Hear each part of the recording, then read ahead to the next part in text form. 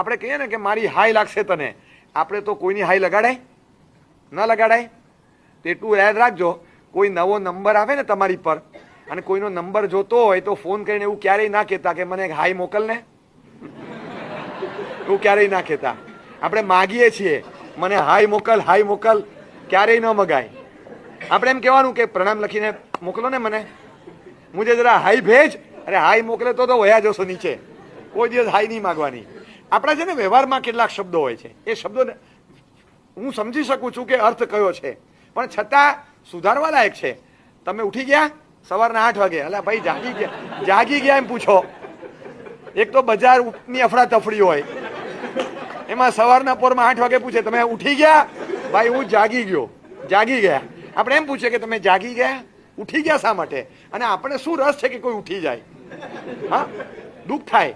એટલે આપણે એમ જ પૂછવાનું, આ શબ્દ પ્રયોગ સુધારવાનો. હું સમજુ છું કે અર્થ એ જ થાય છે, પણ છતાં એક શબ્દ ફેરવીએ. તમે જાગી ગયા, બહુ આનંદ થયો. પેલો કે હું આટલા વાગે ઉઠી જઈશ, તો કે મને ખાતરી છે કે તમે આટલા વાગે જાગી જશો. કારણ કે તમે ઉઠી જશો આપણે ધબકારા વધી જાય, એ ઉઠી જાય તો, કારણ કે હવે કોઈ ઉઠે ને તો એકલા નથી ઉઠતા.